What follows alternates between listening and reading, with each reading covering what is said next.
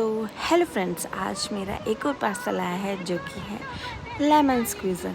अब आप सबको तो पता है गर्मियों में हमें कितनी प्यास लगती है और हम कितनी बार हम नींबू को निचोड़े, तो उसके लिए मैंने एक छोटू सा लेमन स्क्वीज़र ऑर्डर किया है जो कि आज मुझे रिसीव हुआ है।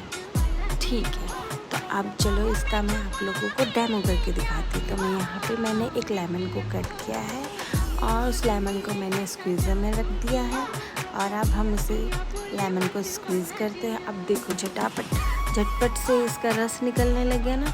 अब इस रस को आप किसी चीज़ में भी यूज़ कर लीजिए। तो